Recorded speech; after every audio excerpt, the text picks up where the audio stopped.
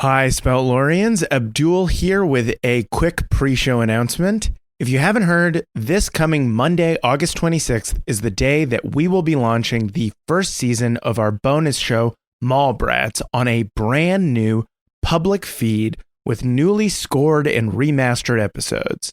Launch week is going to be pretty huge, with a brand new episode dropping every day. And we're also doing a collab with our friend, the incredibly talented artist, Casey Golden, where she'll be drawing the Cool Treat Kids in her own amazing style. Launch weeks are hugely important for new shows, so we're asking all our listeners to please go and subscribe to the new feed, which is live right now. And when that first episode drops, listen, rate, review, all that good stuff.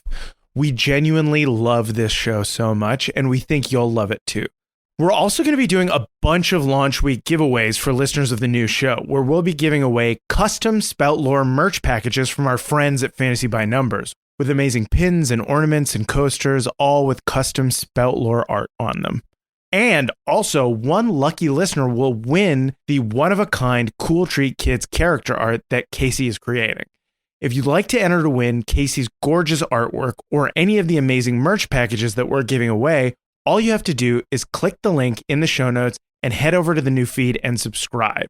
Then, when the first episode drops on Monday, rate and review 5 stars or more, and make sure you sign the review with your Discord or social handle so we can find you to give you your amazing Spout Lore memorabilia. From everyone here at Spout Lore, thank you so much. We hope you like the new show. Hi, everyone. It's Fat Billy here. Thanks for coming. Listen to our podcast. If you want more podcasts, you can go to patreon.com/spoutlore, where you can give us some money. And I like money, so I can buy snacks.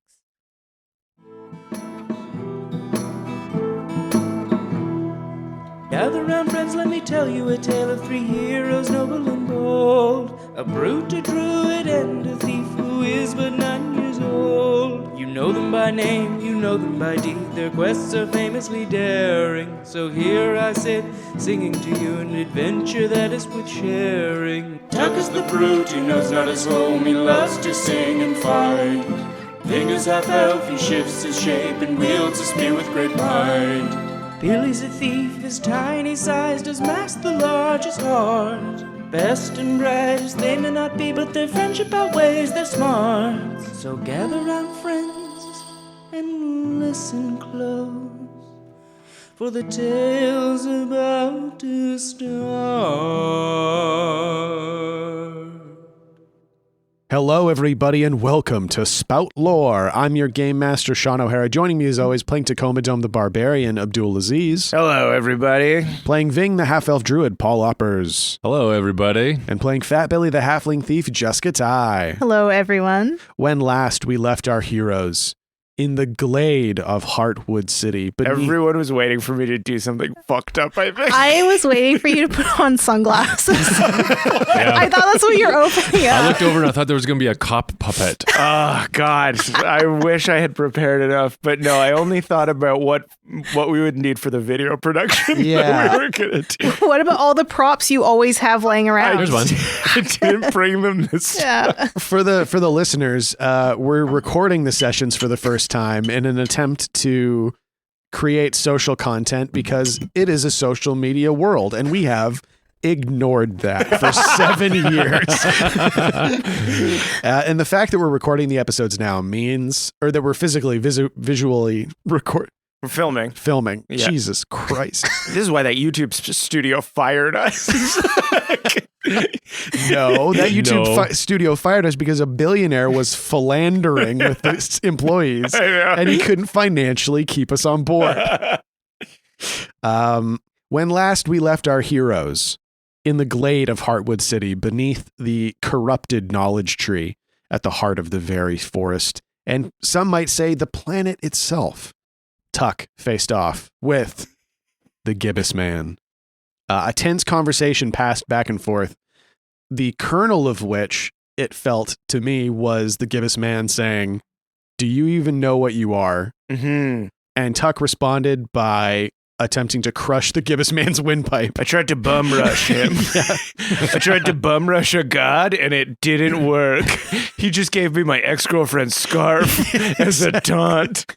Exactly. Tuck grabbed onto the gibbous man and was unable to make purchase, but instead came away with a silk red scarf that he lost many moons ago. Mm-hmm. Well, I guess in terms of time, it's only been like 1 moon, Yeah. but it's been a year and a half in real time.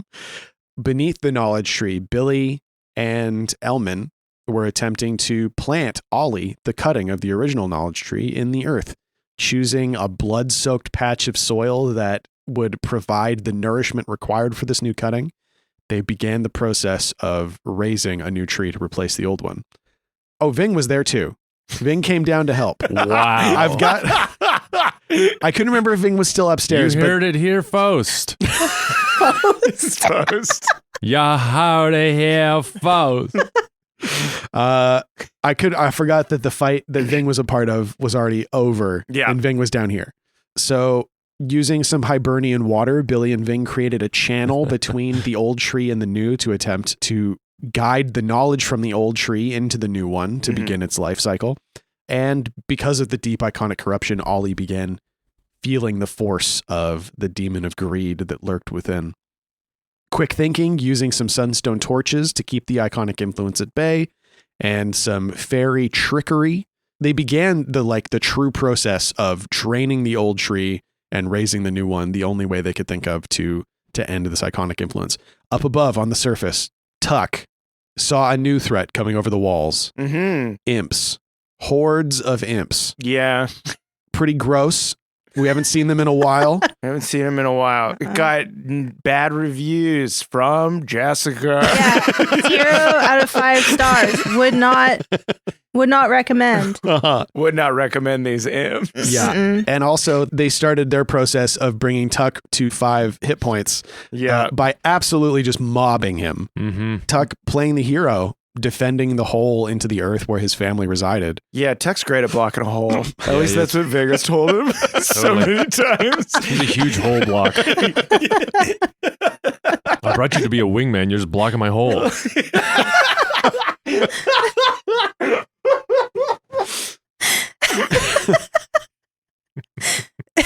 The fight upstairs reflected the fight downstairs as both groups fought tooth and nail to attempt to complete their goal. The growing of the tree was going okay, while Tuck was being lacerated, mobbed, piled on by imps over and over again. Billy and Ving thought that maybe the best way to complete this process was to enter the ferry, To stop the corruption. And speak to the spirit of the tree itself without the influence of the demon of greed. So Billy, using Shadow Dance and Midnight Waltz, brought Ving into the ferry itself. And we got a little bit of insight into not just like the world of the spirits and the fairies, but the history and culture of the spirits and the fairies. Mm-hmm. Learning about a period of time where the fairy itself was accosted, invaded by creatures of ill intent, maliciousness, and also about a story concerning Spider and Hummingbird, 2 of the primordial gods of the realms, in which we learned that Spider, aka we believe potentially another name for the gibbous man's oldest form, was responsible, inadvertently it sounds, for the death of another god from whom the world grew. And also eyes that walked like men, according to the spirit of the knowledge tree. That was very cool. What that means, we're not sure, but we know that the story itself was enough to scare Billy into silence. Ving and Billy convinced the tree that the best way to move forward was to remove itself from the tree in the material plane and wander a while to learn about the world, while Ving safeguarded its knowledge in preparation for the new tree. We came back to the material plane with a knowledge tree seed. Billy, quick thinking as he saw that it needed a place to root, apologized to Ving and placed the seed in Ving's crystal cavern in his chest, which closed over, and then runes began to sprout from Ving's body. So now his skin is covered in sort of scars that reflect the runes of the knowledge tree. That was also sick. Pretty sick. You guys are doing some sick shit. It's super sick. magic. Last episode. Man, talk about sick shit. Talk Yeah. about messing up all them imps. Mission impossible. Imps possible. It was amazing. If you haven't listened to that episode, first of all, what the fuck are you doing listening to this episode? Spoilers. Start at season 11. That's the best place to start Yeah, this it's true. show. We should start telling people. Back in the material plane, Elman stayed below and attempted to continue ushering Ollie into his new form as Billy and Ving went to the surface. I do remember Ving leaping through the hole like a majestic martial arts hero, Yeah. and Billy trying to climb up and falling down a few times. Right. Fell back I down. could have, Nate, I should have helped you. Now I gotta learn to do things myself. Yeah, this is Ving's way. Okay, so at this point, Tuck has been taking a fucking beating, Oh, yeah. but he's been given as good as he was getting. I was giving like 20 damage per attack. It was pretty unreal. Some would say that you maybe forgot how many hit points the imps had. Oh no, I had a number. Okay. Oh, I had a big number. Yeah, you knew. We were looking at an unending horde of imps. Okay. Yeah. And I knew how much damage Tuck was capable of, so I was like, I'm not just giving it to him. And at the top of the hole, the rest of the party emerged, and a true battle began. Yeah. Tuck took 3 abilities and lost more than 4/5 of his hit points. Yeah. Yep. And Billy and Ving arrived to deal some damage of their own, and as did Nesh, Yes. Ranger of Nathaniel's Talon.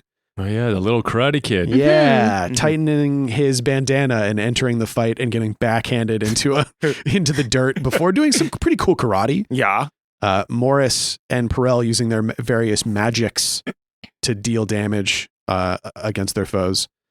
The fight ended as Ving immolated himself and dove through the final massive imp with Larry, Terry, and Chad. As the creature tottered, perhaps finding a second wind with which to deal a mortal blow to our friend Tacoma Dome. Uh-huh. A spear sailed through the air, the unbreakable spear, Whoa. felling the beast. And turning, we saw Nathaniel, the Ranger King, So cool. at the top of the hole. Mm. He said to his long-lost son, "What took you so long?" before falling to his knees. And that is where we find our heroes now. Or is it? Where do we find the heroes at this point? I think this could be a mid-recovery time. Yeah. Before we set out on Gesh removal. Yes. Oh, yeah. Right. I like that a lot. Uh-huh. I'm applying many wet bandages to Tuck's body, Yes. thinking it's helping. Yes. Yeah. They're just wet. They don't have any medicinal stuff on them. I have bowls of chicken soup that Okay. I'm dipping the bandages in because I know chicken soup, very healing. Billy's doing this without Ving's permission. That is for sure.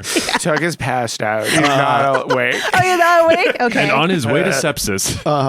So the big thing that we need to establish, we kind of talked about it off mic. We're doing a bit of a time jump. A little bit, yeah. Yeah. Yeah. So what just are a little bit. what are we looking at? 3 days, 1 day, 5 days, I feel like a week? enough time to get us somewhere safe. Like a week? Yeah. I think a week feels good. A week? To 10 days. Okay. Yeah. So Let's I do love this 6 to shit. 9 days. 6 to 9 days. Nice. About 420 hours after the initial finale fight. So we can assume, as listeners, as fans of the story, Mm-hmm. you escape from Heartwood City. Yes. You're probably not sticking around. No. You're leaving. No, hell no. You've completed your goal. All Yeah. you needed to do was replace the tree. Yeah. Whatever is going to happen in Heartwood is going to happen. We destroyed elven Christianity. And this is where my true plan of this podcast comes to fruition. To destroy the Christian religion. Oh no! Religion. Allah! Welcome to Islam, everybody. Assalamu alaikum, motherfuckers. If you have been listening this long, you are automatically inducted into the realms of Islamicism.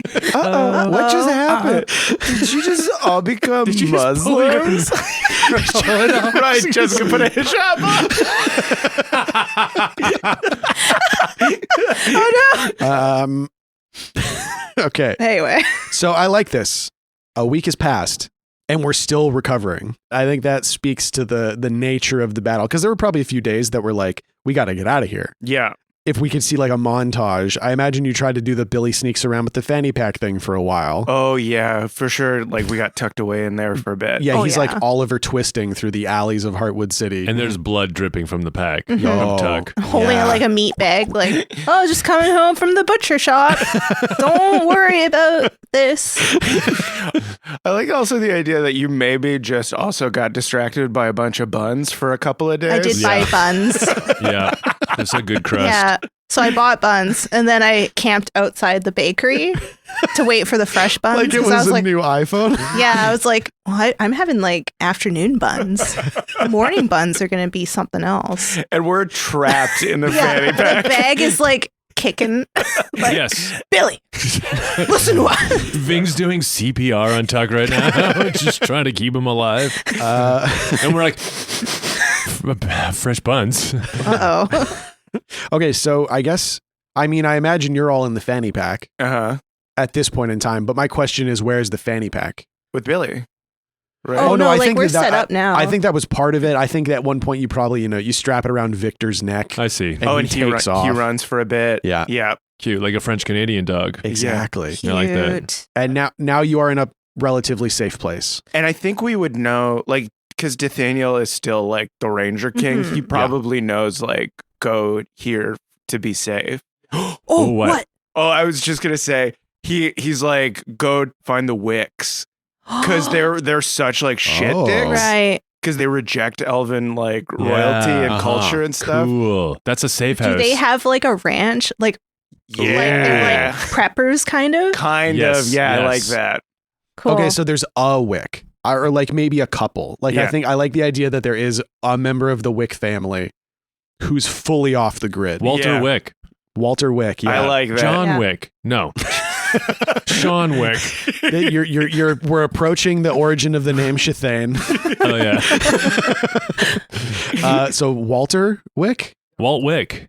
Walt Wick. Hell Walt yeah. Wick. Like Walt Whitman. Yeah. Yeah, cool. Leaves of Grass. Yeah. Mm. Okay. So I think what we're going to do then is that if we are a camera, we see the fanny pack unfolded into the tent, sitting in like a kind of cleared field in a copse in the woods. In the distance, there's a log cabin of a very like sturdy, almost unelven construction. Mm. There are There's a animals. berm behind the cabin. It looks like a natural berm. Yeah. There's trees, like small trees growing out of it. It looks like a Yeah. little lump, but Oh, like, cool. maybe shouldn't be there. Exactly. You're like, Yeah. what's that thing doing back there? Oh, like a little mound? Yeah. Mhm. Okay. Yeah. Cool. Cool. There are some animals grazing in this clearing. Mhm. What kind of animals are they? It's an alpaca. It's a bunch of alpacas. There's like 4 or 5 alpacas. Oh, yeah. This all, is strange animals. The peacocks here. yeah. You're like, what are these things doing in the woods? Mhm. There's some silver messenger doves, Ooh. messenger pigeons. Oh, I like Yeah. that. Mhm. I like that a lot. Yeah, they're like in the branches of the trees on the edge of the Mhm. clearing. And flying squirrels just like thump, thump, crossing Yes. over top. Yeah. Little Oh, yeah. flying squirrels all over the place. Remember Clarence? Yeah. And the rest Yeah. of the flying squirrels? Oh, You yeah. you never activated them. Yeah, we probably did that in the time that was Yeah, we skipped. see a montage of Come Billy back. going to the stable and going, get out of here. Yeah, that's true. Or maybe they free themselves because of that one guy we empowered to free Oh, everybody the else. warthog. Right. Like all the Oh, other yeah. animals freed the animals. Warthog. There was a Jumanji scene as all Yeah. the animals went through the city. Yeah. Uh-huh. Oh yeah, in the animal scene, that's when the flying squirrels took advantage of the chaos. Oh, Totally. yes. Oh, that's so fun. Yeah, Yep. so Heartwood was in pandemonium for a while. Yeah. There's but you scenes guys- with like a donkey riding the back of a giant flying squirrel. Whoa. That. Jean Valjean, the donkey. Yeah. Yeah. It was. Yes. It was Derek the donkey. Yeah, Derek the donkey. Yeah. I love that this is such a full examination of the fact that these characters never deal with the consequences of their actions because you just left Heartwood and who knows what happened. That's their problem now. I Yeah. like it a lot. That's their fucking problem. Deal with it. I also imagine Billy at a certain point, like when in the days that we were trapped inside the fanny pack, went and like snuck into Finn's room. I was gonna say some Finn wrap up. Yeah, I was like, Billy was trying to wrap everything up. So he freed the tree gliders. He got the buns he wanted. And made a convincing illusion that Okay. Finn's mom was dead. So, Mommy! so Billy spent 3 days in Heartwood, Yeah. ignoring what Ving and Tuck told him to do. The first day was bun related. First day was bun. Second day was also bun for half the day. 'Cause I had to stock up. Oh, he did a bun fun day. Yeah, bun day. And then he had a solo picnic for a few hours with the buns. I like that he calls it a fun sandwich because it's bun, fun, Yeah. and then another bun. Exactly. And then he went to oh my god, what's this Finn's stupid house? And he cut a bunch of holes in Finn's clothes. This is the most like traditionally fairy like Billy's ever been. Is in like a folklore fairy, just terrorizing a kid in his house. He also traded a bun to a fairy to haunt the Finn's room for a while. Oh, nice. I like that fairy lives in a dead fish, so it Yeah. haunts him and it smells bad. It smells like shit. One day we'll do like a little adventure that's just Billy's 3 days In on his Heartwood? own in Heartwood City. Yeah. That's great. And then Billy got found out by one of the housemaids and got shooed away with a broom. Mm-hmm. So then that's when he took off into the woods. Yeah. Switched with Victor. Yep. And then Victor took off. Yeah, because Billy ran a few blocks and he's like, I don't want to run anymore. I'm so tired. I'm so tired. A few blocks. He just stopped. I guess I live in Heartwood now. Yeah. This is as far as I'll ever be. Huh. I imagine you opening the bag, like weeping, and we're like, Billy, what happened? And you're like, I ran too long. And we're like half a block away from Finn's house. I can see. Okay. Where We were gotta- you guys? I had to run. We've got to encourage more exercise somehow. He's such an unhealthy little kid. Oh my God. Okay, so that is where we see the fanny pack. Yeah. And inside, this is where we find Billy applying chicken soup bandages, Morris and Perel going about their domestic lives. Yeah. They're working on something, by the way. It seems like Morris and Perel are working on a project Mhm. that they are keeping to themselves. Yeah, they work on it really hard at night. Yeah, Yeah. they're mostly working on it without any clothes on. I'm surprised that their bed frame can handle how much they're working on this project. So weird. Billy's giving them a lot of privacy. So like you've been with Nathaniel Nathaniel's been here for a yeah. week. But Yep. he's also as sick as ever, so he's in full recovery as well. I think he's walking like with a cane, basically. Yeah. Like Whoa. he is Yeah. fucked up. I was just going to say, I bet he's been like in like council kind of with Walt Wick. Oh, like, he's Walt- been like in the house Totally. talking to his cousin, basically. yeah. Yeah. Because Walt will obviously like to host us. He's got to know what's going on. but Yeah. Yeah. Walt like is kind of a safe person to talk to because he's just like not, what do you call it? He has no allegiances. Yes. Yeah. I imagine Walt kind of like Bill from The Last of Us. Yeah. Like Yes. he's like whatever is best for the woods. Yeah. Mhm. Uh-huh. But And he's in that- also like, leave me alone. Yeah. You come on my land, I will take you down. Like, Mhm. stay away. Mm-hmm. Which is why we're not allowed to camp in the house. He's like, you can stay over You there. can stay with the alpacas. Yeah. But do not touch the alpacas. It looks so soft. And in the same way, as Prepper, he's very good at like the medical side of stuff. He's very Yeah. self-sufficient, and he has all the things. So he's been taking care of Nathaniel, nursing him back to health as well. Totally. Mhm. Yeah. And like figuring out what Perel did to him to keep him alive. Uh-huh. Yeah. Because I realized I thought I didn't mention it, but I did kind of mention it You in the did. episode. He used pieces of his functional organs to repair his heart. Right. So he basically transmuted different Oh, parts of weird. his body. His heart doesn't work like a normal heart anymore. Yeah. Oh, and to answer your question, how he looks like a previously very athletic person who has been in atrophy for a long time. So Okay. he's pretty lean. Paul very proudly pointed at himself. I got really fat when I broke my leg. This guy's atrophied to fuck right now. Fucking atrophied as shit. So I think you can see like the suggestion of a great physicality, Mm-hmm. but just in massive decline. So he looks like he's cold all the time. He's pretty gaunt. Long beard, big beard. Yeah, his beard's pretty long. Yeah. It is even His hair's probably very long as well. Yes. And Absolutely. it's grayed. Most. Totally. Or just silver white kind of thing. Oh, yeah, like Yeah. that. Because he was black haired for his entire life. he's kind of iron gray actually. Okay. But I mean, that is the gibbous. That was the gibbous man's disguise. I know this, and then the Yeah. stress of being connected to that tree and the disconnect to that. Like, I think that he is getting really silvery. I like that. Yeah. Yeah, totally. I also imagine there were like a couple of times when he like overexerted himself and just passed out because like Oh, yeah. the blood pressure, like his ability to maintain his own blood pressure is like fucked. Yeah, like a proud old man. Anytime that he has had a problem since you've been hanging out with him and you've tried to help him, he's gotten very angry. He seems very frustrated with the fact that he has almost no control over his body. Mm-hmm. And that's sort of been, you were hoping in a way, Ving, that there would be like this reconnection, but it seems like Yeah. it's been very difficult. I think Ving would be anticipating that, but hoping that maybe it wasn't that way. Mm-hmm. So maybe he's a little disappointed in the fact that he's not surprised. Right. So something I was thinking about was it sounds like by coming to Walt's place, you're sort of, or at least Nathaniel is probably like, we got to tell the Wicks Mm-hmm. what's going on because they'll be the ones that are most likely to be prepared to move on the court. Yeah. Whether or not you want to be involved in that is up to you. Yeah. I mean, I don't. I also don't. Yeah. I like the idea that you're like, hey, Great Forest, here's the thing that you need to be dealing with. Yeah. We're going to go. I think that's more a vibe. What do you think? Yeah, I would think so. I'm trying to balance that between Ving now being like having it written on his body, but also he's never cared about the Court of the Woods. That's for sure. Yeah. Like he'd be really inclined to leave. Talking about it being written on your skin is a good point to introduce the fact that Ving is now a new playbook. Yeah. And that playbook is? The Vox Silvae. Ooh, so fucking cool. Every time I hear it. Yeah, pretty cool. Voice of the Forest. Yeah, we don't have to go into the specific moves until we use them. Okay. But what's the basic overview of the Vox Silvae? That he's basically a living tree of wisdom. He embodies all of the druidic knowledge and all of the wisdom of nature. Mm-hmm.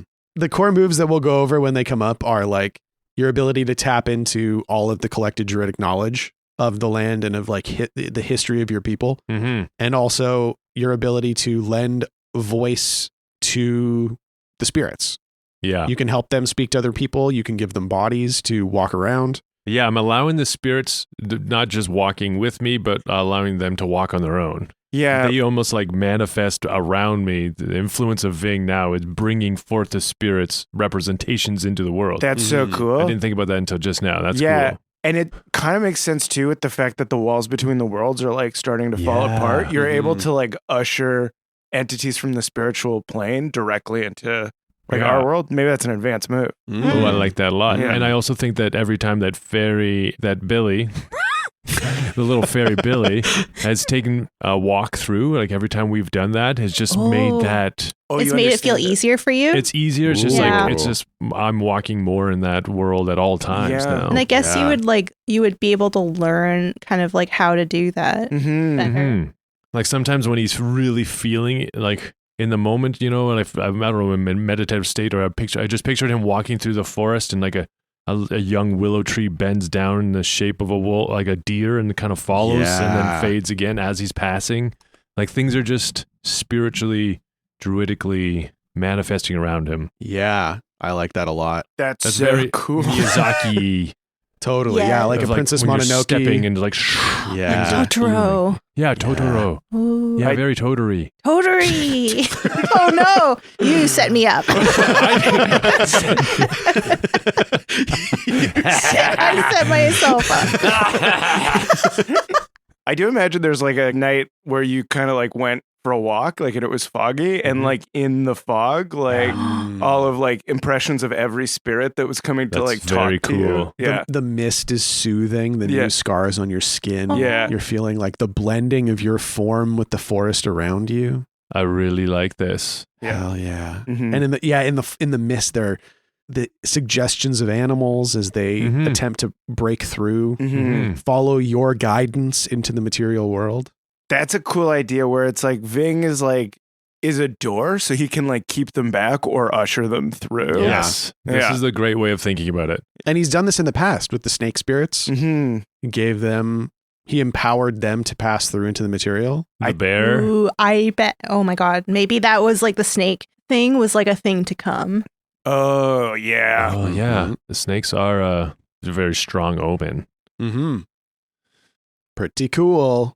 And mentioning Billy's fairy-ness and the passing through of places helping Ving sort of soften this transition into this new state is a perfect opportunity to have the camera pan over to Billy as he's patting chicken soup soaked bandages onto Tuck and talk about Billy's new class, which is the changeling. Yeah. Thank you, Polar, for that idea. Yes, that was Polar's idea. Pretty sick. Whoa, nice. I was already leaning towards that, but he suggested it, and I was like, yeah, absolutely. Really cool. So what are the overarching ideas of the changeling? I guess like the freeze on Billy is over. Like he's moving into like the changing of the seasons that like fairies naturally go through. Mm-hmm. Ooh. Yeah. Is it like a thing you're in control of? No longer. Okay. Not really. Okay. Like, and I think it's going to be a slow process, which is kind of why like he has some control over it, but not a lot. Okay. He's going to look the same, except like I was saying earlier, like if he's in his winter form, he's just going to look a little frosty and stuff like that. There's frost where there wasn't frost before. Look like a little Malfoy. No.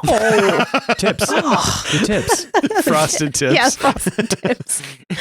So the idea of the changeling, I think, as Jessica and I talked about it, is that Billy's been trapped in his spring form for so long that now that this change is possible, he's kind of rapidly passing through each of them in a more unstable manner than is natural for a fairy. Basically, like you said, Billy has a degree of control over it, but the main control he has is whether or not he wants a change to happen, not what change he wants to happen. Mm-hmm. So he has 4 different seasons that he can pass into, but he doesn't get to decide which season he passes into. Okay. Yeah, and sort of like how Fairy Child renews every day, he has that option with like kind of the turning of the day. Oh, that's interesting. I kind of imagine it like it's like there's been a bunch of water pushing on a water wheel for so long. Yeah. And it like the peg got knocked loose and you can kind of like jam it in every once in a while and lock it, but you That's can't kind of what choose. it's like. Yeah. Exactly. Cool. Yeah. But he's still keeping like kind of the mischievous part of himself. Yeah. For sure, because the boy, capital T, capital B, is still kind of in play, but like his hold on the situation is also loosening. So it's still little baby boy Billy, but just inundated with the power of all 4 seasons. And then also he's becoming more comfortable with more natural aspects of fairydom, such as creating rings. Fairy rings. Yeah. Cool. Yeah. Pretty sick. What's a little scene like Ving in the forest with the mist that sort of shows how Billy has begun coming to terms with this change? So Billy stocked up on a lot of buns and like some other things too. And they were starting to get kind of moldy. And so Ving was like, you gotta get rid of them. Billy's like, no. So he built his own fairy ring around the buns. Whoa. He's like, you can't touch them now. Ving tried to cross over to throw out the buns. Yeah. Couldn't do it. And that's the Vox Silva. That's the It's like, what is, I am a door. I can't find the door. You throw those buns. Don't eat that bun. You put that bun down. And the bun is like so blue, and Billy's like, no. You don't eat that. Put that down. Billy's in his summer, like with his hair the color of ripe wheat, just like eating old buns. Like, you can't stop me. And totally naked. Billy, get back here. Put your clothes back on. He's playing with a knife. Yeah. A knife. No. Yeah, cut to diarrhea. Yeah, cut to 6 hours later. He's in his autumn form and just shitting so bad. In the stream. Ving's rubbing his back. I know, Billy. Yeah, I know. There. It's okay. As dead leaves fall from his hair. Beautiful. Yeah. Stunning. Stunning. And the camera pans from the patter of the bandages to the patty of the bandages as Tuck lies there, still recovering, probably conscious at this point. I actually think Tuck is still unconscious. Oh. Damn. Oh, no. Did like Ving or like Perel or someone put you in like a little deep slumber? I think so. Because Tuck was like on death's doorstep when the fight ended. Oh, he was, yeah. Like Nathaniel threw the spear and he said that cool line, and Tuck was like, "Man, all's that well that ends well," and then Fell face first in a puddle of somebody coughed else's up a blood. gout of blood. yeah, he just immediately puked so much blood. Oh my God. And then he was like, Oh Lord. you know when you puke and then you freak out? Yes. Yes. It's so scary. Uh-huh. Yeah. It's like that Tim Robinson sketch where he's choking on the hot dog and Tuck starts like flailing and everyone gets Trying to hold him down. No. He's like a wild animal. So they put him into a coma so they could treat him. Yeah. Okay. So then I guess we're in kind of like the infirmary zone. Yeah. Tuck's been on a cot for days. Yeah. And he's been dreaming nonstop. All right. Let's Yeah. see those dreams as we talk about Tuck's new class. The Truthless. Yeah. Whoa. Very cool. What's the overarching idea of the Truthless? It's like leaning further into like the thing that Amma said and the fact that he couldn't see the demon of truth. The fact that he has an absence of truth inside of him is like, it kind of relates to a lot of the stuff that happened at the end of last season where like the iconic influences couldn't gain purchase on him. And like, he's always had kind of like a natural resistance to like the more metaphysical forces. Yeah. The class is sort of all about that. Then let's see a little bit of this dream that Tuck's been having. I think it is the dream. Oh, okay. So Like- we're on a burning hillside. Yes. Yeah.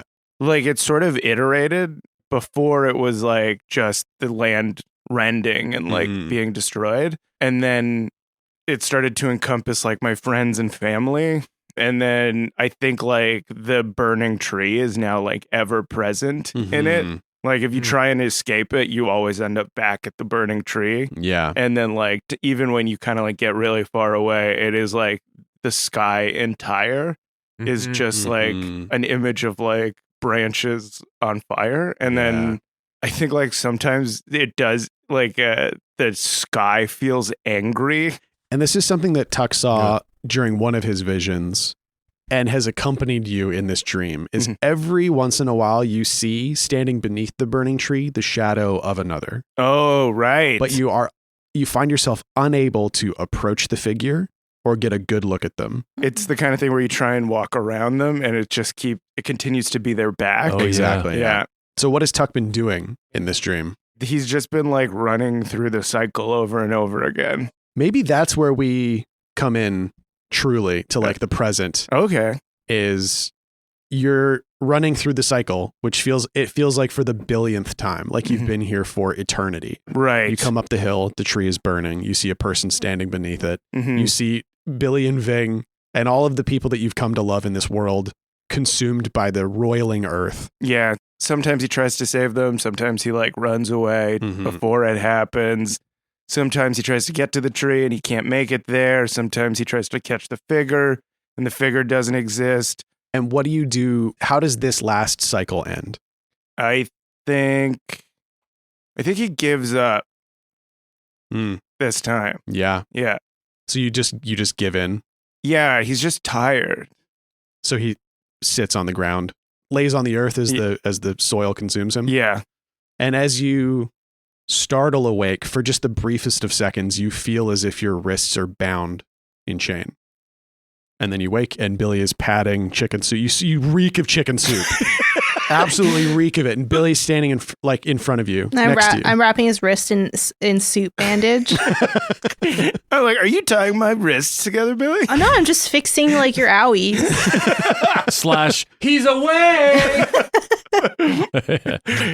Oh, did they take my wrist braces off? I think that's maybe what you wake to is Billy is like trying to take your bracer off so he can put the bandages on. I think we took them off We took 'em because they were off. so swollen, and you had a hatchet through one. Yeah. Yeah. So everything's off. Okay. So your leather wrist straps are off. Yeah. What's the big For deal? the first time. Oh. Yeah, Tuck doesn't ever take them off. Oh, right. Yeah. So what do they see underneath the bracers? You see pretty heavy scarring Oh. around both wrists. Oh. Oh, Yeah. wow. Oh. So yeah, Billy, you take off the wrist straps and you see all the way around, like a ring of scar tissue Whoa. on both arms. And Tuck, you wake up, and Billy is wrapping a bandage around your bare wrist. I think Tuck kind of instinctively like pulls back his hands and like shoves them under the blankets. And he's like, "Whoa, Billy, hey. There's a lot of chicken soup in the bed." Well, I mean, Ving said that chicken soup usually makes people feel better, so I thought I'd just use both, you know? Both what? Both bandage and soup for super healing. Super healing? Super healing. This might be my fault. And it's working because you're awake now. Yeah, yes. You know what? Can I get a bowl of just chicken soup? Yeah, Billy. With no bandages in it? Billy, so there's a lot of bowls. Yeah. Because the page has been making soup. Uh-huh. So Billy wheels in a fresher one. I haven't touched this one yet. Oh, thank you. The bed is soaked. Oh, yeah, saturated. Like all the way through. Yeah. There's not a fiber that is without soup.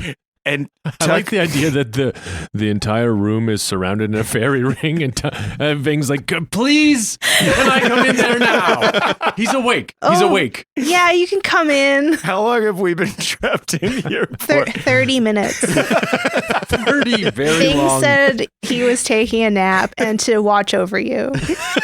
You did a great job until you started pouring chicken soup into his wounds. You did a really good job, Billy.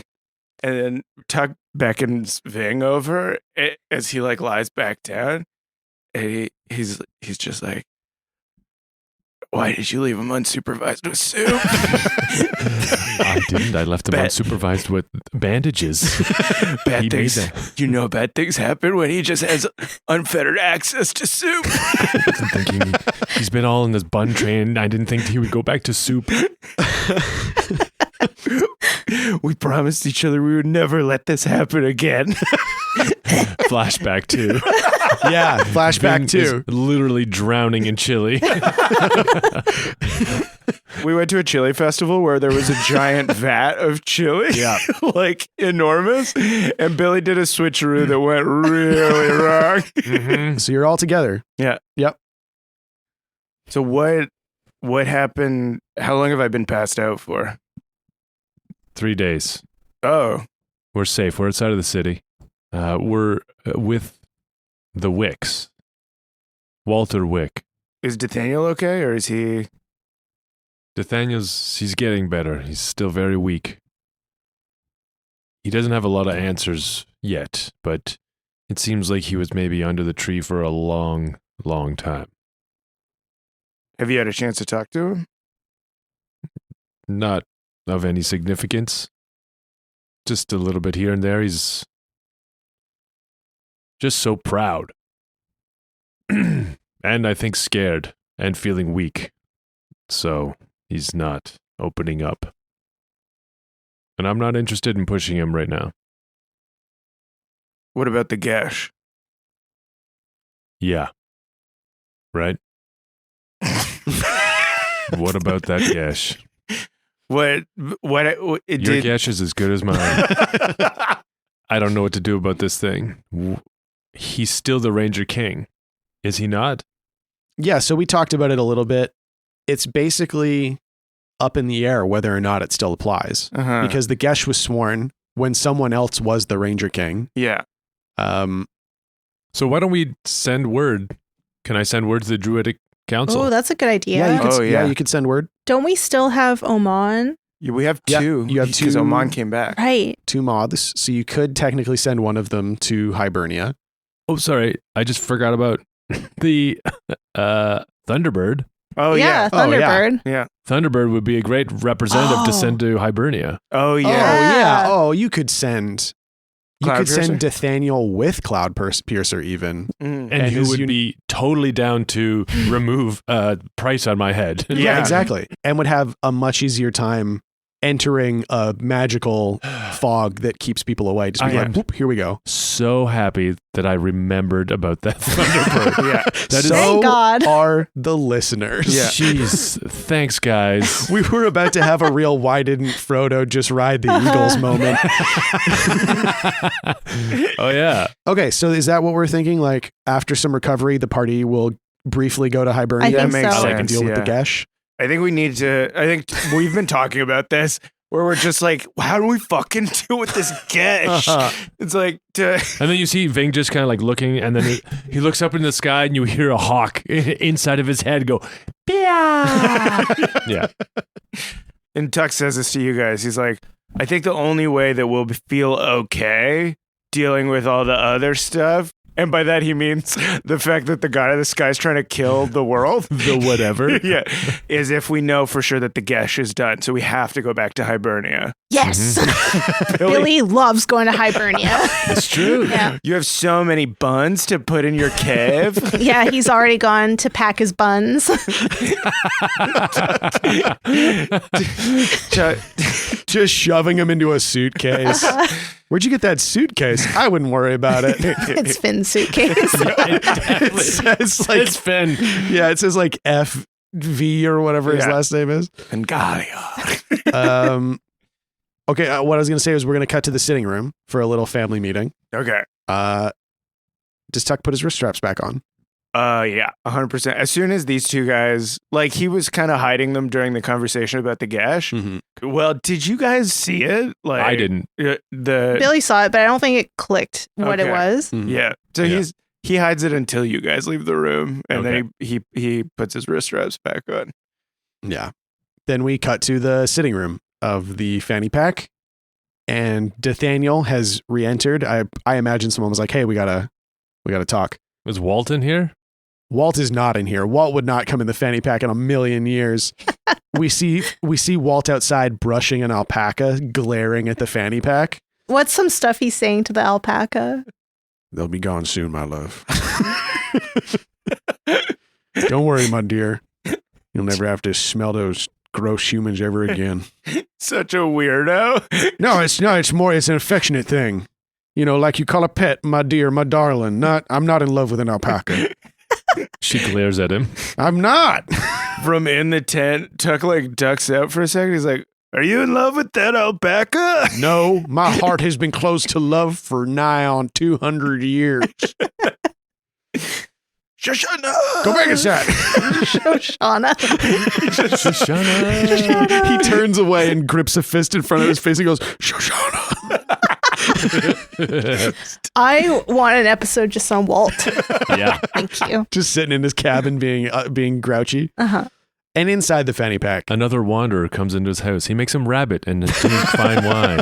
he plays a Melinda Rodstadt song on a piano. And they Sing fuck together. hard for years.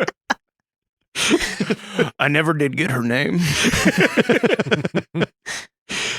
In the fanny pack, in the sitting room, everyone is gathered around the table and fireplace zone of the observatory section that we've spent most of our time in Yeah. the fanny pack. Victor is curled up in front of the fire, his massive lupine form only visible because of the edges of light playing along his fur. Nathaniel sits in a chair, honestly like cold, sick old man looking. He's got a blanket kind of around his shoulders like a shawl. He's gripping a length of blackthorn that he's cut as like a walking stick. Oh, cool. Him and Ving are playing cards. Yeah. What? Cool. Yeah. They just got a deck of cards between Yeah. them. Yeah. Hibernia. Yeah. To prove to them that I'm not dead, but also not the Ranger King. Yeah. How do you feel about that? He throws down a card and gets like the advantage on you in this game. Ving picks up 3. He throws down a blue 4 and a blue 3 and then looks at his hand. Ving goes, fuck, and rips one of his cards in half and throws it over his shoulder. That was my favorite one. And then Tuck over on the other couch is just like, what fucking game is this? Oh, no. Nathaniel picks up 4 cards, looks at them, puts down 2, reaches over, slaps Ving lightly on the face, How? You just got a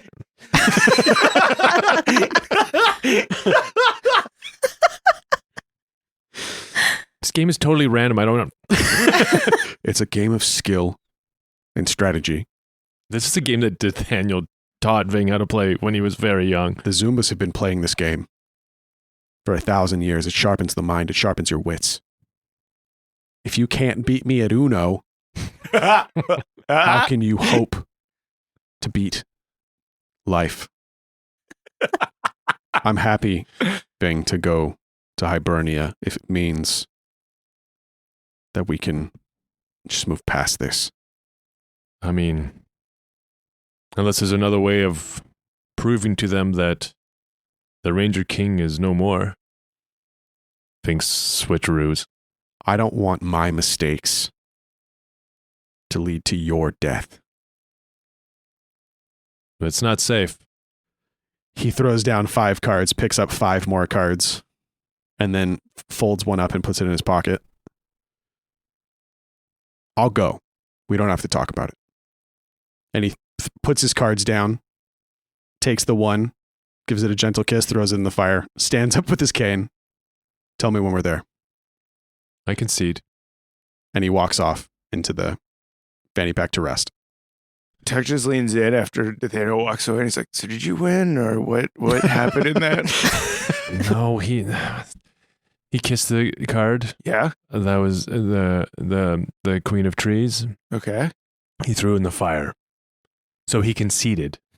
But by conceding, he won. Fuck. Yeah. Yeah, totally.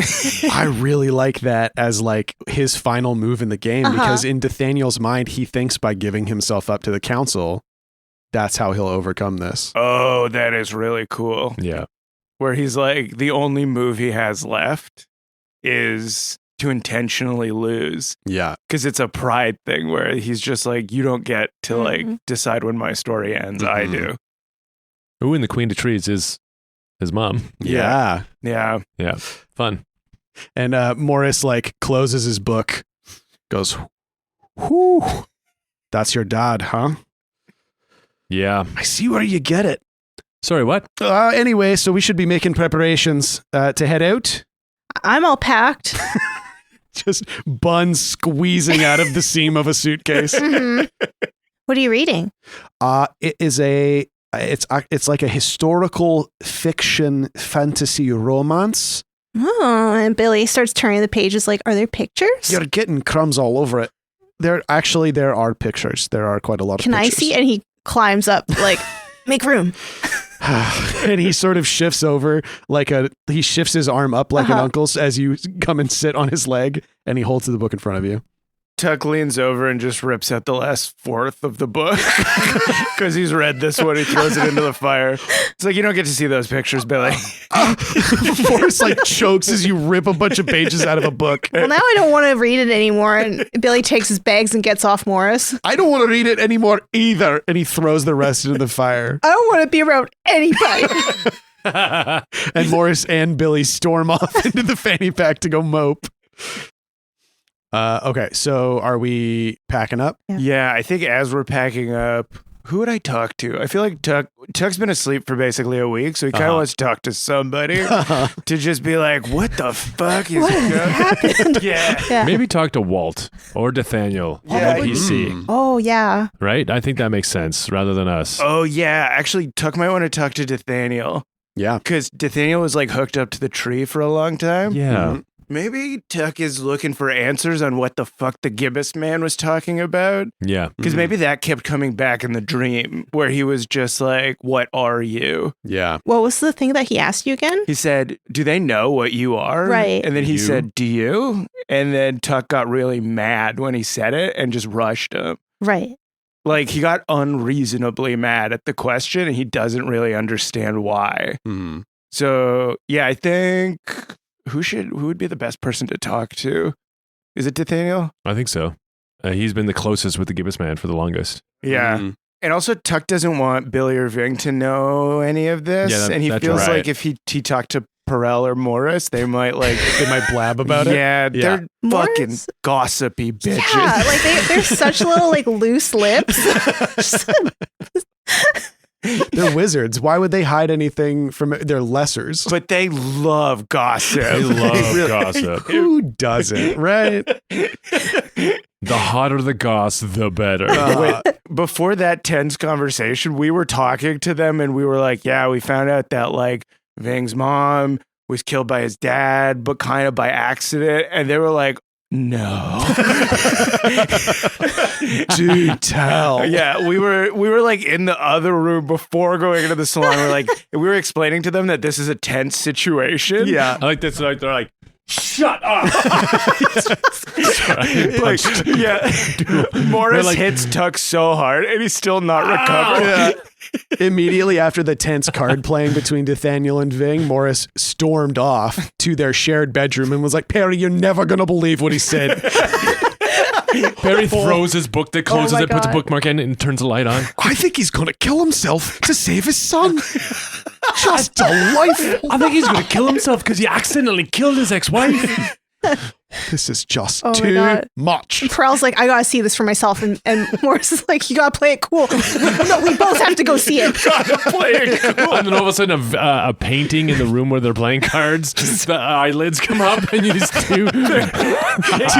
Two different colored eyes moving in different directions. And it's like they're being like shoved out of the way. Yeah,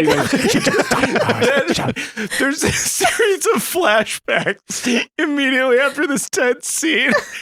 of like the gramophone is quietly playing behind Ving and Nathaniel, and then you see like the pipe running out behind the gramophone through the wall, and then they're like connected to it. A two-way gramophone. All of the events Oh my God. in the last season, but you just cut to the fanny pack and Morris and Perel have their ears pressed against the opening. Oh my Oh God. yeah, he loves gossip so much he's engineered this to be a huge gossip palace. It's that little thin kid again. No way. Out of the way. That's why Morris was like, eventually they got into the sitting room, and that's why Morris is reading that book, because he's like, I gotta play it cool. They were playing it Yeah, cool. Just Exactly. grabbed a book Yeah. off the shelf. It was porn. He was like, Oh shit. oh no, I can't believe I grabbed this one. But he's like, well, I've committed to it, so. And then he low-key freaked out when Billy was like, what are you reading? So he Went to flipped the table ads. of contents. The ads. Are you cologne reading a ad. book about supplements? Morris, what's vitamin B12? Well, Billy, it's the 12th of the B vitamins. Oh. All right. Okay, so Tuck is going to speak to Nathaniel. Yes. He's chosen a room for himself. Just took it over without talking to anybody. Yeah. It's recovery room. He's doing physio sort of stuff. Yeah, totally. Yeah, he's got like little bars for like stretching his legs and all that. Oh, yeah. Tuck walks in on him like trying to like do like a dexterity exercise that he keeps fucking up. Mm. Yeah. Oh, Yeah. he's got like his blackthorn walking stick in his hand, and he's trying to like spin it over the back of his hand, like flip it and catch it, flip it and catch it for like manual dexterity. And as you walk in, he drops it. Yeah. And he goes like, fuck, and crouches down and picks it up. Slowly crouches. Yeah. So Tuck walks in, he sees Nathaniel like drop the can, and he's like, pretty sick move, bro. Did you need something? Yeah, I just came in here because you got the exercise station in here, so I came in here to do some exercise. He's just staring at you now. He's like, yeah, I got to do the physio stuff because I don't know if you know, but I got all fucked up back there pretty bad. And then, what's the machine that's closest? Can I roll it to figure Bowflex. out? There's a Bowflex. Yeah, close? it's a long Bowflex. Like it's got a bow on it, and you pull down on it. Okay. For like, He's It's got it to set up to try and practice. Yeah, nice. to get his bow draw. It's on a bow on a stand. Yeah. And it's like a 200-pound pull kind of Yeah. thing. Oh, yeah. Mm. It's like insane. Uh-huh. And then So he sees Tuck you, just Tuck, walks just up. do it. tink. Oh, is this thing on? I broke your thing. Sorry, bro. Yeah, that's what. And you hear Nathaniel go like, huh. And then Tuck doesn't realize he's broken it, so he just grabs the top of the boat. He starts like reefing on it. He's just like, whoa, this thing's nuts, dude. I feel stronger already. Oh, man, I feel so healthy now. Is there something I can help you with? Yeah, just, you were hooked up to that tree for a long time, hey? Yup. What, were you like, were you in there for all of it, or what was going on? Yup. I was conscious for all of it. That was probably not good, right? Doug is just, he's aware that he's talking to a living legend. Like, he's heard songs about Nathaniel. I just want to be sure you need an answer to that question. I just wanted to ask you if you like did you like ever talk to the Gibbous man? Or did you know what his plans were? Could you tell what he was thinking or doing or anything? I spoke to him once Whoa. when he offered me the deal. Whoa. What? Sorry, I'm not there. No, I know, but I'm just reacting. I mean, Jessica is right there. I'm here. Tuck walks over and he like picks up like a long piece of wood and he puts it against a portrait that has the eyes moving. And you hear a bunch of thumping behind the wall. It's like, Tuck's like, what deal? I didn't know who he was at the time. He offered to help me with the court. I'm sure Thing has filled you in on all of my various failures and mistakes. Oh, yeah. I mean, no. No, and then Tuck is just like, yeah, no, I did not. If he didn't tell me anything or said you were great. Said you're fucking so good. See, now I know you're lying. Anyway, he offered me an opportunity to make progress in my plans to enact what Ileana had always recommended, that the power go back to the wood, back to the people. And I agreed. You took the deal? Yes, but what I didn't know was that Wendy had also taken a deal. To kill you? Yes, to kill me. Or put me in a more easily exploitable state, as it were. Did you get a coin No, when you took the deal? no. Okay. It wasn't until the arrow struck home that I realized the gravity of my mistake. He like leans forward with his staff, with his stick a little bit, and in a way that naturally makes you lean in a little. Mm-hmm. Tuck puckers his lip. And just licks his lip. Tuck does the thing where he like pinches his cheeks a little. Make him rosy. Nathaniel is so hot. I don't think you guys are like, part of Tuck being weird when he came in here was like, Nathaniel's famous, he's Ving's dad, but also part of it is like, Nathaniel's A fucking smoke show. smoking. Like, it's crazy. Tuck's gone on such a journey over the course of this show. I feel like he has not changed at all. He just sees shapes and he's like, I like those shapes. That shape. Yeah. I like all those lumpy muscles. I like that as an explanation of Tuck's attraction spectrum. Is I just like shapes, man. So many shapes are so cool. So many. Everybody's such a cool shape. Yeah. I saw a dress on a bag of garbage one time. Awesome shape. Flown around. Floating around in the wind. So much. Used to call me the litter bug. You know what I mean? So much fucking beauty in the world. Yeah, he wants. I just imagine like shapely garbage, and you're like, whoa, look at that bag. Yeah, you know what? I grew up in the streets, can't escape my past. You could take the boy out of the streets, but you can't take the streets out of the boy. You know what I mean? And as you lean in, When I lean out, I do the thing where I look at his eyes and then I look at his lips really quick. And then I look back at his eyes and then my eyes get really wide. Did you see me look at his lips? And then in his head, he's like, oh my God, I want to fuck Ving's dad.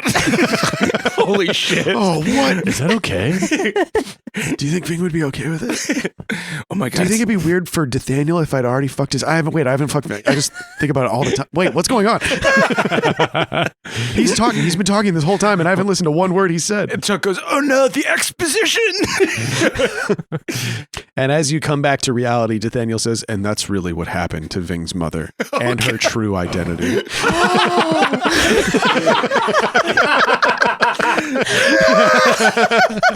Chuck, you idiot. Please let that be what he says. I love it. Oh, it'd be so funny if Tuck had to roll to remember what. Yeah, at a Nathaniel later date said. to try and go through the That's information. the spout lore. Yeah, Tuck's going to spell lore now in his own mind palace to see if it's in there. I had a thing I was going to say, Oh, guys. sorry. No, this is funny, though. 2d6 plus wisdom, I guess. Yeah. Sweet. My -1 remains Ooh. 8. So does he actually say this is what really happened to Ving's mom, the true nature of her identity? But he does say that. But it's because he notices that I totally spaced out and he just says those He just said that. He just tried to Okay, fuck great. with you. So yeah, on a 7 to 9 with this defy danger, you do catch the thing that he actually said before he decided to fuck with you a little bit, which was, my son trusts you, would follow you anywhere. But if you go up against the Gibbous man, go alone. And Tuck, he like takes a second and he like listens to make sure nobody's in the walls. We're all pushing each other in hallways, and Moore's trying to like create another like portal to another painting that might be in the room. Yeah. Cut to this. Yeah. You guys are running, you're like Yeah. scurrying sideways down really narrow And hallways. Billy's trying to like get underfoot to get there first. Billy, get out of the way. No, if you're gonna listen, I want to listen too. I can't listen if you don't let me get there and make a hole. Well, but you never make a hole for me. That's because gossip is only as valuable as how few people know about it. Ving, is that true? He's cooking something in the kitchen. Like, they can hear you. He's not interested in it. They're just in the pantry and Ving is making an omelet. Ving, come help me. You're on your own, Hold Billy. them back. You can do it. I believe in you, but you're on your own. Victor's doing that thing when dogs see other people play fighting where Oh, he starts yeah. hopping up on his back legs a He's little like bit. humping them. You're making the dog go humpy. Victor's like, I will dominate. I will dominate gossip. I'm going to gossip your brains out. Did you know that once dogs were not wolves? This is gossip I give you. The first dog was Chihuahua. Wow. We cut back to Nathaniel's room. Oh, yeah. So, yeah, Tuck's like, yeah, no, I don't think they wouldn't be able to stay this quiet. And when Nathaniel says, like, go alone, Tuck leans in and, like, he fixes his eyes and he's like, that's the plan. Nathaniel nods. You can see in his eyes deep respect for at least a moment. And then he looks over at his Bowflex snapped in half and looks back at He you. looks back at Tuck, and Tuck is looking at his lips again. Yeah. And then Tuck, when he looks back, I'd make eye contact with him He again. just sees your eyes stop moving and can guess where they were. Yes. I'm pretty tired. And Tuck goes, okay, look, I'll leave you alone, but I need to ask you a question. if you are connected to the gibbous man, is it possible? Do you know what I am?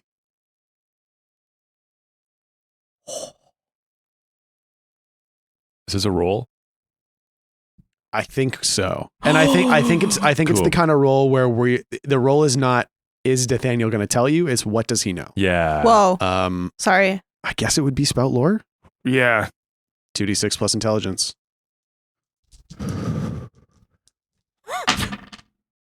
It's 7. Okay. He looks like he's contemplating for a second, looking into that part of his mind that he has clearly been trying to block out for the last few days. And he says, I don't know what you were before, but now you're nothing.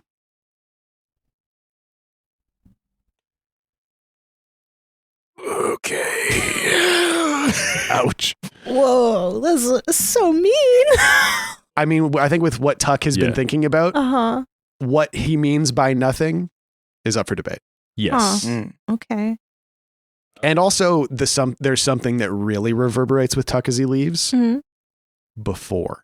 Whoa. Before what? Yeah. Oh, yeah. I realized that As you leave? as I leave. And then, he's like, wait, before? What the fuck? Because the thing that he really heard was, you're nothing, from like a famous guy who he kind of wants to fuck. Kind of. Don't backpedal. You were hounding for it a second ago. He's got an energy. He does have an energy about him. Yeah. Right. Yeah. Okay. Well. Oh, can I do one thing before I leave? Hell yeah. So as I'm about to go, I pick up the blackthorn staff and I throw it at him real quick, His hand, as if by instinct, snaps up and catches it. and then Tuck like snaps and like does finger guns Yes. at him, and then feels that was the thing that ruined a cool moment, and then he starts moonwalking out of the room. Oh no. Throws him another gun and moonwalks. And then he wakes, and then he does a flourishing bow. Oh god. And he pretends to tip his fedora at him. And Billy and Morris and Perel have come out into that area at that point, and they witness all this. They witnessed Tuck moonwalking out of the Yeah. Just as Ving was walking up with an omelet for his dad, Yeah. he also saw everything. And then we watch as he flips a fake fedora. And then Tuck spins out of the room and then collapses in the hallway. Oh my God, what did I do? What did I do? And Morris and Perel both look at each other like, we're going to talk about this later. Oh, the Gossip Girls have got my number now. So do we hop on the bird, or is there more stuff in the fanny pack you guys want to do? Or more stuff with Walt? I mean, like, I am curious, but like this Walt Wick, Yeah. I just don't know what to say or ask. So he is a member of this community, but he identifies as an outsider. Mhm. Like he's a castaway on purpose. Mm-hmm. Which sounds like what most of the Wicks are. Yeah. He's definitely a conspiracy guy. Oh, totally. Right. Yeah. Yeah. He's like the Ghostbuster. He's the Egon Shield who's been living out. Everyone thinks it's crazy that maybe some of his ideas are true. Yeah. Right, yeah. He's like, I've seen some fucked up things in these woods. I've seen spirit animals coming out of nowhere. Oh, yeah. Oh. I've seen creatures of night making deals. Yeah, you guys could definitely go talk to Walt. I picture him too with those two big brushes, the big square brushes that you make wool with. Oh, Like just like speaking in tongues and like muttering about like things that the government shipped to while he's making alpaca wool. Yeah. I can't live in Hardwood City anymore, mostly because of the taxes, but also because of my outstanding warrants. But that's what the government wants. The government wants to put tags on you and tell you what a man can and cannot do. Hold still, Delilah. This is a man who Nathaniel trusts with his life. Yeah. Because what you don't see is that every square foot of this forest for like 4 miles is trapped to shit. And also, like, there's a complex underneath that goes just as Ooh, far. Yeah. Yeah. The Rambo network. Yeah. Oh, Doy, I think that the reason that you guys are probably stepping out is because Ving has to contact Cloudpiercer. Oh, shit. Right. Like, you have to get him to come here. And we should probably warn Walt. Right, Because yeah. Walt's gonna like shoot down a bird. And Right. Yeah, that's a good point. He's gonna look up and be like, the government! Yeah. Drone strike! The government's coming. That bird's a drone. So you go outside because you don't have any reception indoors. You basically got your cell phone. You're looking for bars. Exactly. And Walt is out there sitting on a bench outside of his cabin with those like wool making brushes. Yeah. And he's just got an alpaca next to him. And every once in a while, he scoops a bunch of wool off of it and starts kneading it. What are you doing? What are you doing? I'm making wool. Something useful I do with my hands. What are you doing? Standing around? Yes. Sorry. Don't apologize. Just do something. Okay. And he looks over. He like tips his head over at a trough that doesn't have very much hay in it next to some hay. So Billy starts plucking grass to add to the hay trough. He's like, geez. Tuck walks over and there's a giant bale that he just starts dragging over. As Billy's throwing handfuls of grass into the trough. Ving hops on the spinner, then starts spinning a yarn. And Walt goes, spit, nods. So you're Nathaniel's boy, huh? Spit, nods. Not quite what I expected. What were you expecting? Don't answer that. And Walt goes, all right. A man that asks questions and expects no answers. I like that. Ving grew up in Old Cheers, so this is I know this his guy. person. Yeah. That's so true. Yeah. You grew up in fucking bumfuck nowhere. He knows how to deal with this guy. It's a sick vest. Thanks, I made it myself after my fourth wife told me it was over. And he turns away and clenches a fist and he goes, Shoshana! And Billy also goes, Shoshana. You know what it's like to have your heart torn from your chest, boy? Oh, literally. No. I literally don't know what that feels like. Literally. It's a pain worse than death. There's nothing worse than losing a love that lit your life with passion and fire. The only thing worse than that is paying taxes. Fucking taxes. Fucking taxes. Yeah. Well, they can take those taxes and then go fuck themselves with those taxes. Yeah, but wait, that would mean they're taking the taxes. Well, we still back the taxes. And that's what Billy says from the trough. Yes. He's inside the trough now, organizing the hay. As an alpaca walks up and starts like nibbling around Yeah. Billy, dangerously close. You always take back the taxes. You always take back the taxes. That's right. This is what I've been talking about. Maybe this is our opportunity to finally strike out at the man's greedy hands and take back from Heartwood City what they've taken from people. I mean, that's kind of what we wanted to talk to you about. Yeah. Mm-hmm. We really fucked up Heartwood City, dude. You don't say. Did you hear what we did? I heard some on the wind, in the trees, in the ground. What'd you hear? I didn't hear much. That's because there wasn't much to say because We chopped a lot of heads off, exactly. Yeah. so to speak. And then Tuck goes, here, let the wind tell you a tale. And then he blows in his face. And Walt closes his eyes and lets the air wash over him. Shoshana. The heart tree. Whoa. And then Tuck Oh, goes, whoa. What? You struck at the corruption at the very heart of the forest. Look at my arm. And he grips your wrist and he pulls it really close because it's clear his eyesight's pretty bad. These runes. He's got thick Coke bottle glasses. He's got half of one. huge glass. Oh, just one over one eye. A massive. Oh, what do you mean half of Oh, one? yeah. No, I like that they're really thick glasses. Really, really thick glasses. Yeah. His eyes are like bugging out every time you look at him. Whoa. Yeah, easy bubbles. These runes. This is ancient knowledge. Old figures and old designs that speak to the language of the heart of the stars. Okay. You can read runes? Any ranger worth his salt can read the runes. Cool. My dad never taught me that. He wouldn't have. Why not? I shouldn't say. Say. All right, I'll say. Your father was a contentious figure in the court even as a youth, and his relationship with your mother, the Lady Ileana, made it even more so. The very idea that he would induct you into the secret ways of the Rangers in the runic language would surely have spelled his death. And yours. I see. Spare the rune, save the child. He nods. Be that as it may, I've heard many a tale of you three, and it seems like you are doing your father and your mother quite proud. I just want to say, I never bore ill will towards the Lady Ileana, or her ilk. Ving nods slowly. What are you doing out here? Why aren't... Oh, sorry. Did I please. step on your moment? Not at all. Chuck says that. Nope, no, not at all. You catch Ving looking at Walter's lips. This grizzled old man. Big white beard. What is happening to us?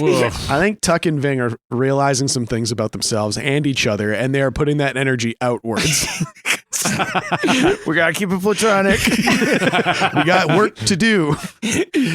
But I think also like it's the kind of thing where like after you've been in a terrible battle, you just get crazy horny because you feel like you're gonna die. Yes. It's like a natural animal instinct to be like, I need to reproduce right now. Yes. Fight, flight, or fuck. Yeah. the three reactions. The 3 F's of life.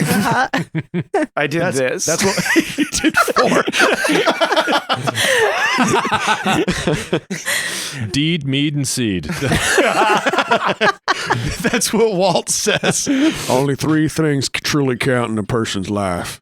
Deed, mead, and seed. Hell yeah. Hell yeah. He reaches down and pops the cork on a jug that starts smoking heavily and takes a deep drink from it.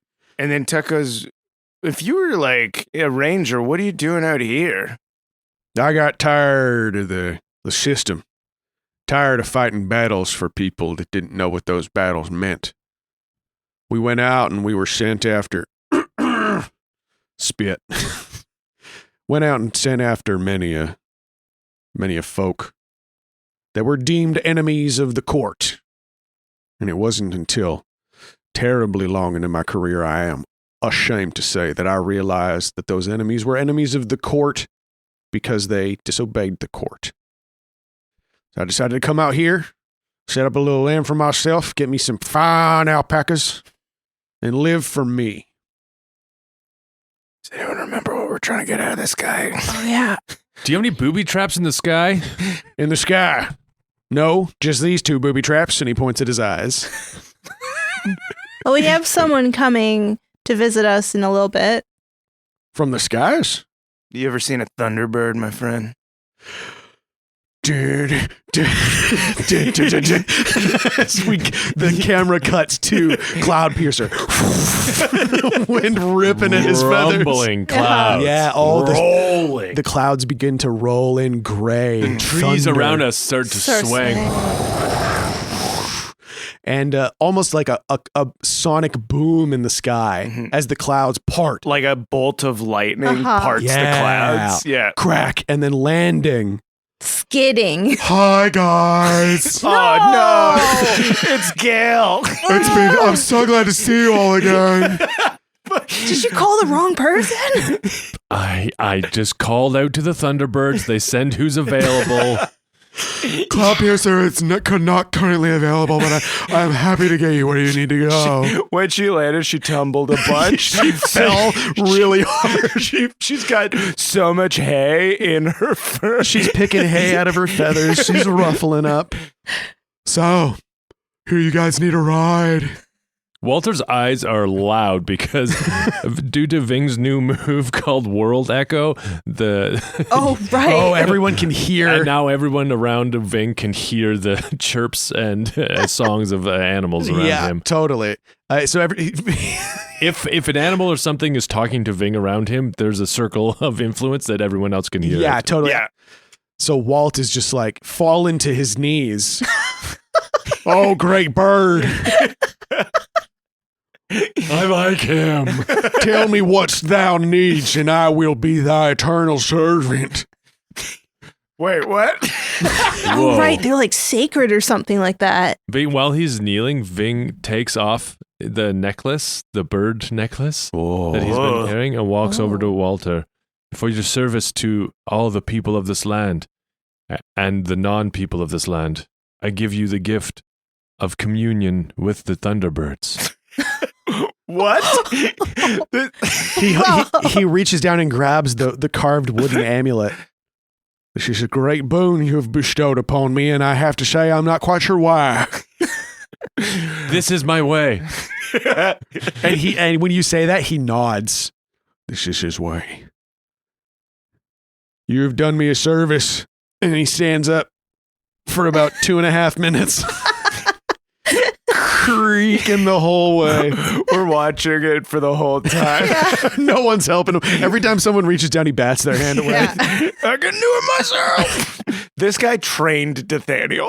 Oh, yeah. So true. That's why what it Nathaniel trusts him, because he's Nathaniel's old master. Yeah. Oh, I love that. Mhm. Man, why do we just introduce these one-off characters that we come to adore? I don't want to leave now. I know. I want this whole season to be Walt. I love he's a grumpy sweetheart. He's so great. And he bows low and he steps back to allow you to speak to Gale. So, you guys, we're going to Hibernia, huh? Yes, can you take everyone? Well, I can't take everyone. Well, what if we're all in the bag? Yeah, I can take a bag. Awesome. Thanks, Gail. It'd be kind of cool if like one or two you rode though, because I do get bored. And then I immediately am like, okay, pick a grass. Whoever gets the shortest grass has to ride with Gail. Should we roll for You this? should roll for this. And I think you guys are just gonna roll 1d6, and the lowest number has to ride with Gale. Okay. You mean gets to ride with Gail? Gets to. All right, Gail, we'll figure it out. I got a 2. Oh, what? Okay, 2, yeah. Oh, wow. We both got really low rolls, but not as low as Billy. So Billy picks up these grasses and is so sure in his luck that this will not fail him. Yeah, he's so smug. And Ving pulls long grass, Tuck pulls long grass. Well, surely I have the long. Oh. I also have long grass. Yeah, I also. I mean, I rigged the game. Wait, Yeah. oh no, it's short grass? No, I thought it was long grass. Oh. And Gale goes, "What are you guys doing?" We're looking at grass, Gail. Okay, well, I could take the bag and I could take 1 or 2 people. Yeah, I'll go with you, Gail. Awesome. I have heard and forgotten so many songs since I last saw you guys, so you're gonna have to help me out with a lot of stuff. All right, see you later, Gail. Good luck, Okay. Billy. No problem. I listen to the radio, probably. You can practice your songs on me. Tuck goes into the tent. Did you guys have anything you wanted to ask Walt before Oh, you yeah. left? Oh, yeah. Right. Well, Yes. I was wondering if maybe I could get one of those vests. He nods, smiles to himself, walks forward, grips your hand. You know what, Shawn? After all that you guys have been through, everything your father's been through, absolutely not.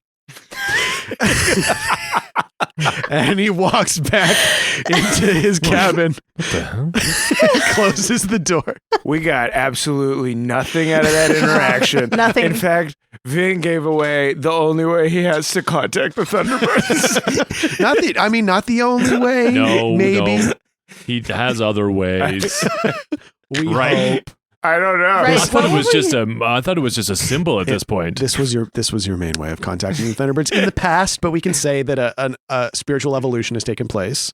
What were we going to ask again? I feel like because he has been in the woods forever. right, He's we're been gonna be conspiracy like- theory guy. Yeah, we Right. were going to ask, like, have you heard anything? Then you guys became so endeared by him that you just wanted to talk to him. This is how he does this. It's not until he leaves that you realize we got nothing out of him. Right. We probably kept trying to ask him stuff and he just kept being like endearingly, charmingly weird. You guys did ask him questions, and he just gave you answers, but that didn't give you information, and Yeah. then you just moved on. Wow. It's crazy. He was like a master spy kind of thing. We have been dancing around Uh-huh. a group within the Ranger Corps that we have not talked about. That is that exactly. What is and it? I think What's it? Walt was a former one. Oh. Somebody's gonna have to roll Spout Lore if you want to learn I'm about Spout Lore. it. 2d6 plus intelligence. 6 failure. and we will continue to dance around this group. No, that's perfect. It's so funny because that's they're spies. That's what we're. How would you know anything about Yeah, them? we realized that he gave us no information, and then we run to the cabin and we open the door, and then Tuck gets shot in the shoulder with an arrow. There's no one in there. It's just a loaded crossbow tied up to the wall. Yeah, He's gone. Okay, anyways, everybody get in the bag. Yeah, Billy reluctantly gets onto Gale. Billy, if you want to go in the bag, I'll hang out with Gail. It's up to you, really. Do you want to do the talking and singing? Buddy, go in the bag. I made some macaroni for you. Thank you. And you fold up the fanny pack, tie it around something, your waist, Gail's neck, something like that. Yeah, I put it on my waist. And you hop on Gail's back, and the clouds begin. The thunder rolls, and the lightning strikes. Another love goes cold. I want to sleep a list night.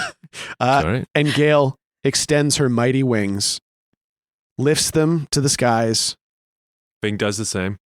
And as she takes off, she says, "Okay, so tell me if this sounds familiar."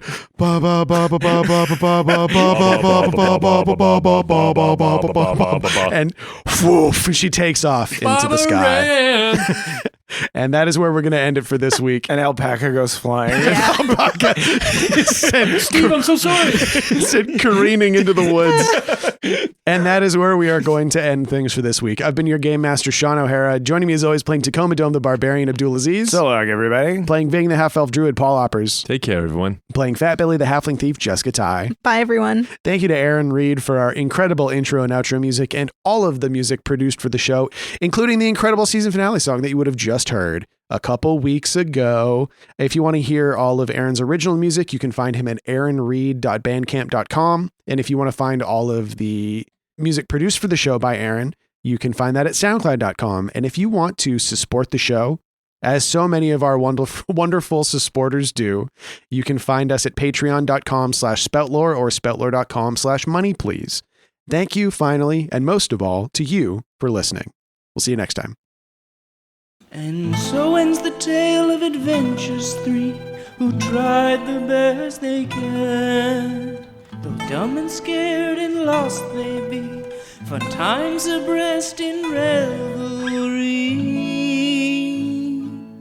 And though our journey may be lying a conclusion, we will not leave you without a resolution. Return next week to hear some more whilst you commute or do your chores. And for you, I'd gladly spout more.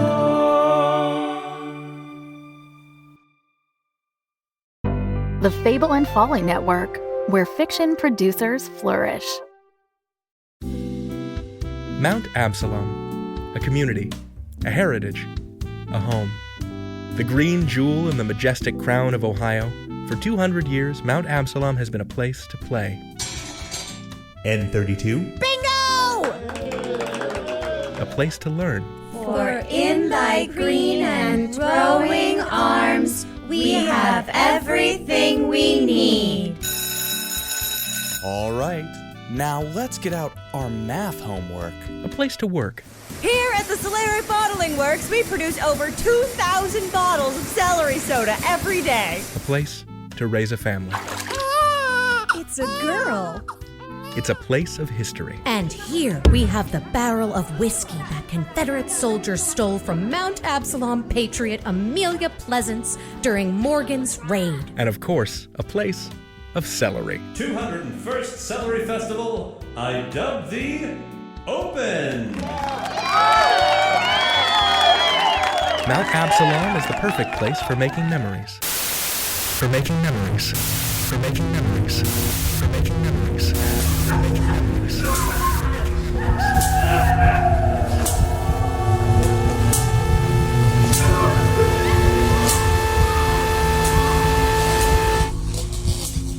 Make your memories with us.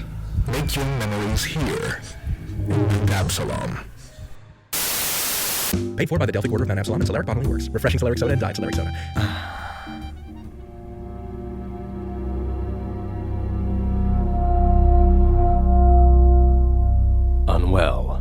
a Midwestern Gothic mystery.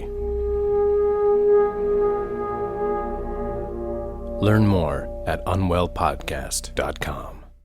Spout Lore is proudly a Spout Lore Studios production. A podcast for best friends by best friends.